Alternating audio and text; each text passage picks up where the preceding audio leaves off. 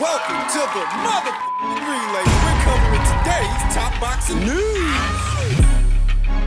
Okay, and now it's time for another episode of the Ring IQ Annual Talent Search. Our next contestant takes us to right here in the US of A, Allentown, PA, where a young unbeaten up-and-comer that goes by the name Leanna Cruz. She's a live one. Has managed to get my attention, sporting a professional record of 5 wins with no losses, no draws, no recorded knockouts, not yet. She's something. She's a Philly fighter. Philly fighters are world-renowned for their toughness and their grit. Philly fighters. This Philly fighter from Allentown, PA, has a pleasing aesthetic with a fan-friendly style. You know who she reminds me of? She's like an East Coast version of Senicia Estrada. That's who she reminds me of. A slight resemblance, Senicia Superbad Estrada being from the West Coast, Leanna Cruz being from the East. There are similarities there. And a slight resemblance in terms of the sweet science and applied sciences implementation. Leanna Cruz shows the same kind of spite, the same kind of bad intentions that you get from a Senicia Estrada, campaigning several divisions north of where Senicia campaigns. Leanna Cruz, she fights in the super bantamweight division. Super bantamweight, that's 122 pounds. She seems to campaign anywhere in between 115 pounds and 122 pounds, anywhere in between super flyweight and super bantamweight. Her first 4 fights as a professional, having debuted as a professional in September of 2021, her first 4 fights were around super flyweight. Her last bout, however, earlier this year, last month, that was at super bantamweight. So I'm not sure if she's going to have an extended stay there or if she means to move back down. She debuted as a professional in September of 2021, only fought once that year, twice the following year in 2022, and she's already fought 2 times this year. Managed by the incomparable Brian Cohen, who handles the careers of several female fighters, Leanna Cruz among them, only 25 years old. Plenty of time to make a splash, plenty of time to do big things anywhere in between super flyweight and super bantamweight. Leanna Cruz, she's really something, and she's got personality. Personality in and of itself can go a long way towards marketing a fighter, making a fighter an appealing character, an attractive one. Tack on her fan-friendly style, her aggressiveness, and her sharpness. She's a Philly fighter, so you know she's made out of tough stuff. Philly fighters often are. Fighters like Gabriel Rosario, all-time great Bernard Hopkins. Leanna Cruz. Almost immediately, what you notice with Leanne is the fluidity of her movement and how she seems to have the basics down pat. Allowing her to be fluid, allowing her to be coordinated, jabbing her way within striking distance and getting out of the way of any oncoming fire. Leanne is sharp and fast. Changing levels while she does it. Targeting the head and the body. Short hooks, mid-range to inside, rapid-fire combinations. Very spiteful. She looks like a cross between a boxer-puncher and a pressure fighter, though because she's fundamentally sound, I'd wager she's got the fundamental boxing skills of the boxer-puncher with the pressure fighter's aggression and volume, though I'd wager that Leanna Cruz looks like a boxer-puncher to me. I don't think she's limited to coming forward and throwing punches and bunches the way pressure fighters often are. Pressure fighters are very effective on the front foot, shifting their weight to their front foot and coming forward, not so much fighting off the back foot or moving lateral, whereas Leanna Cruz, she's very athletic, very fluid. She seems malleable to me. I'd say she's more boxer-puncher than pressure fighter, even though she is spiteful. Recently in action opposite the ring, Brazilian journeywoman Simone da Silva, who's been in there with just about everybody. Leanna Cruz stayed in character, looked the part,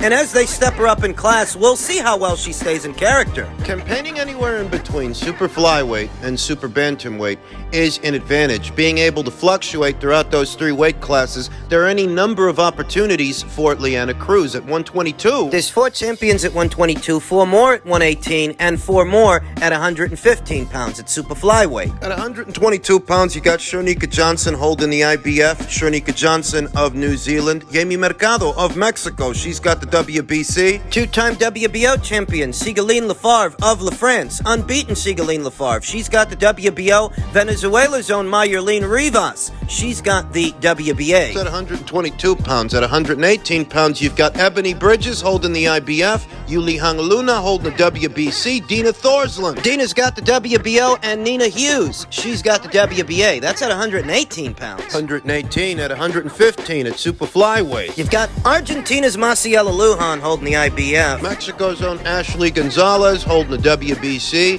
Mizuki Hirucha holding the WBO, and Clara Lescurat holding the WBA. Leanna Cruz has the looks, has the talent to make a splash anywhere at or around 115 to 122 pounds. She's got that indefinable quality that you see in a fighter, that it factor. Balanced and fundamentally sound, letting her hands go but being responsible when she does it, fighting at a fast pace, good combinations, good speed, good power. She's got it. Leanna Cruz definitely has my attention. She was in action earlier this year in the first quarter of it, and given how much remains of 2023, it's conceivable she may fight 1, 2, maybe 3 more times. I'm looking forward to it. Definitely one to watch out for. Anywhere in between Superfly and Super Bantam. So many opportunities for a fighter with a high ceiling like a Leanna Cruz, one of Ring IQ's 2023 top prospects to watch. Men's heavyweight news, unbeaten up-and-comer Frankie Sanchez says Chris Arreola is next. Hopes win leads to a big fight. I think the plight of Frankie Sanchez accurately depicts what I've been telling you guys here on the channel About the PBC and how, depending on what division a fighter campaigns in, that says a lot about what opportunities may be available to him. For Frankie Sanchez, who some fights ago gave Efe Ajagba his first professional loss, the fights haven't gotten bigger and better. They haven't. Heavyweight contender Frankie Sanchez is very pleased with his reunion with veteran trainer Eddie Reynoso and Team Canelo. After almost a year apart, the Cuban Giant and the Mexican Professor are back together. I think he was with Joe Goosen for a while. Now he's back with Eddie at the San Diego facility to resume their search for a world title in a new chapter that began with the recent knockout victory over Daniel Martz. The Martz bout was a fight we took to stay active because we have a fight against Chris Arreola and other fighters down the line on the horizon. We took the fight, we did it, and came out the perfect knockout. I did exactly what my managers and coach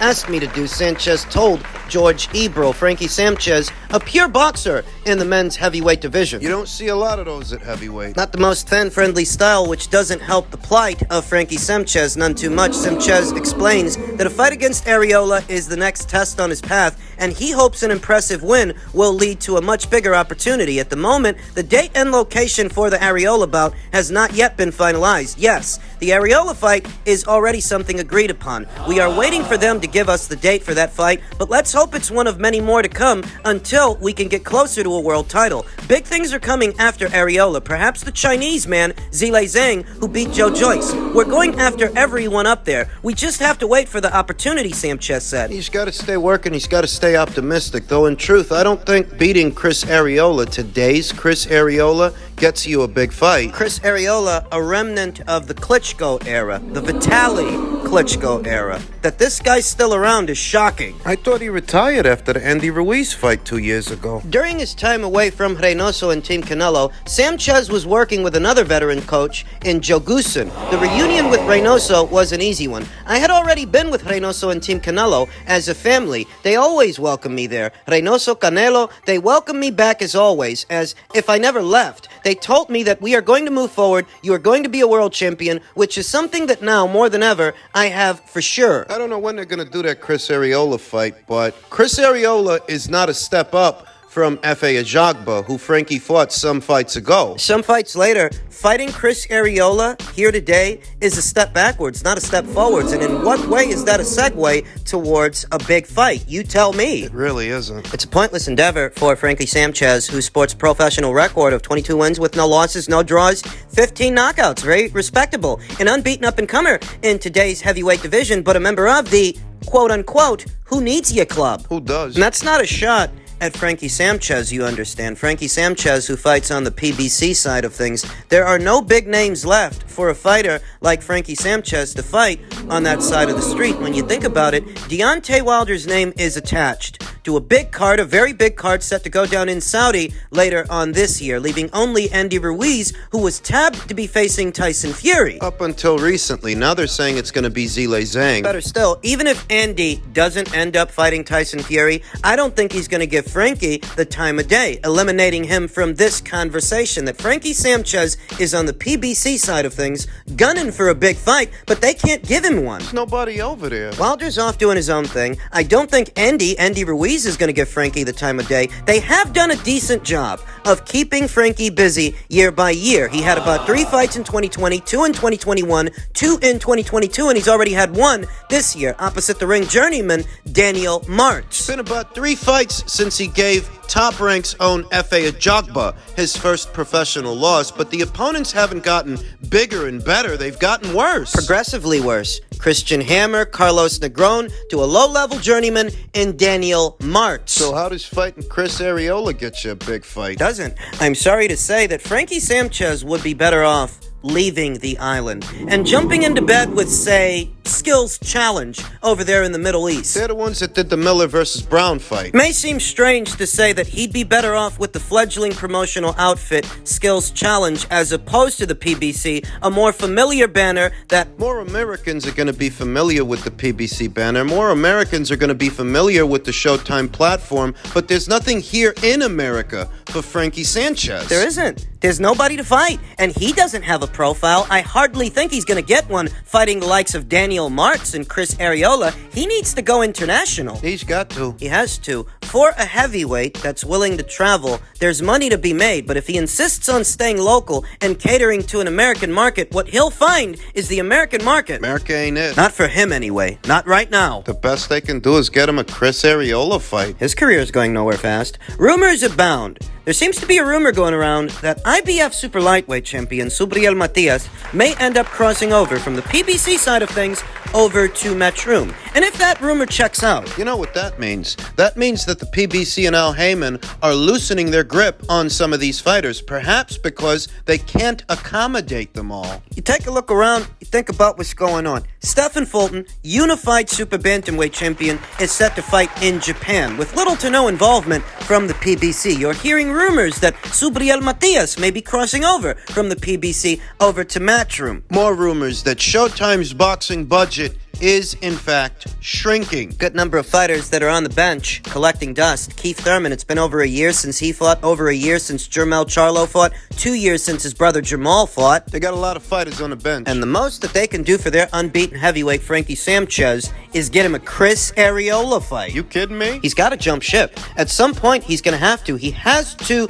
change his decorum. In order to compete on the world stage, In order to fight in big fights that people want to see? he's got to jump ship. He's got to leave the island. Otherwise, his career will continue to go nowhere fast. And just in keeping with the theme of all things heavyweight, Tyson Fury versus Zhang is not a front runner for Fury's next fight, Bob Arum has revealed. He said they're trying to finalize the deal this weekend for the WBC heavyweight world title fight in July. And if that fight should be made official by the time that this video is uploaded, Well, it's a more dangerous fight for Tyson Fury than an Andy Ruiz fight. Andy is a good fighter, don't get me wrong, but styles make fights. And based on the fighters' respective styles, Andy just ain't got it for Tyson Fury. He might have good speed and combinations mid-range to inside, but he's got to get there first. And because Andy has slow feet, is a shorter, stumpier fighter than Tyson Fury. Tyson Fury's taller, longer, more mobile. seems to me that Zhang would pose more challenges to Tyson Fury than Andy Ruiz would. Zhang, who Jarrell Miller. He was singing his praises. Jarrell Miller stated, I told a lot of people not to sleep on Big Zhang. Gave Joyce a New York beatdown. For me and my money, Zhang would be a more interesting fight for Tyson Fury than Andy Ruiz would. Pose certain challenges that Andy Ruiz does not pose. Big Zhang just whooped Joe Joyce's ass, Miller said on his social media. I told a lot of people not to sleep on Big Zhang. I said that boy can crack. I sparred him a couple of times. I got in his ass a couple of times. But the boy cracked me a couple of times. So I know the guy can crack. And he's a good dude. So I am happy for Big Zhang. The big ass Chinaman. And yes, he's based out of New York. So he gave Joyce a New York beatdown. I'm proud of you, Zhang. There is a George Foreman-like quality to Zhang. Not in terms of how he fights, but how he is received. You know, I remember when George returned to the sport of boxing after many years away from it. I remember when George came back, he was a nicer, more approachable guy, kind of guy you want to root for. And I see that in Zhang. Seems like a nice guy, approachable. You're happy for him that he's doing so well for himself. He's easy to root for. Taking on fighters that most others don't really want to fight. High risk,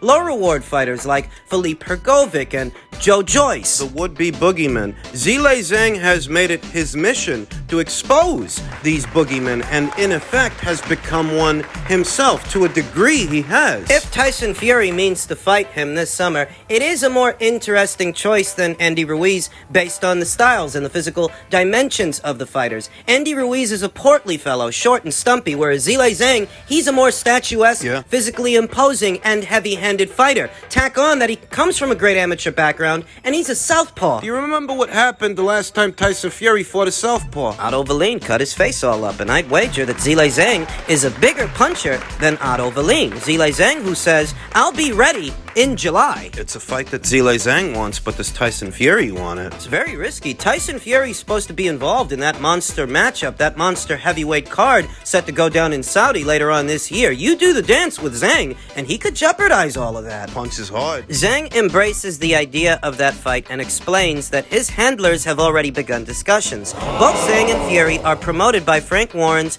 Queensberry Promotions. I just came back from my vacation, so everything is fresh to me. I believe that my team has made the communications with their team on that matter, Zhang told IFL TV. Zhang is a more interesting choice than Andy Ruiz. I don't know here and now that people are ready to forgive Tyson Fury for the Usyk fight, the fight that didn't happen, that debacle. A lot of people still feel like it was Fury's intention to sabotage that fight, just based on how he handled himself and how he treated Alexander Usyk, a fellow champion and unbeaten one. A Zhang fight is better than a Ruiz fight, but is a Zhang fight better than an Usyk fight? Could that service as recompense from Tyson Fury to the fight fans whose feathers he has effectively ruffled? Zhang said, "Let's do it, Tyson. If you're looking at July, I'll be ready for you in July." There is a possibility that Joyce will exercise his option to an immediate rematch clause, but it seems more likely that he'll take an interim bout before running it back with Zhang. Former unified champion Andy Ruiz had recently reshared a poster on social media which claimed a fight with Fury was going to happen on July 22nd, but Fury's handlers have since denied that information. And according to Bob Arum, Zhang is next. I will say that Zhang, compared to Andy Ruiz, may be a cheaper alternative. You know Andy, he made a lot of money in those Joshua fights, and he's likely going to want something substantial for a Fury fight. He's coming off that win over Luis Ortiz, whereas Zhang, he's coming off that big win over Joe Joyce. I think Zhang might be a cheaper alternative, and if nothing else, it's an easier fight to make because it's an in-house fight. They're both with Queensberry. No meddling from the outside, no other promoters or platforms, not as many hands in the cookie jar. Though it is riskier than a Ruiz fight, that's the caveat. A physically imposing, statuesque southpaw that comes from a respectable amateur background with a strong backhand. It is riskier than a Ruiz fight.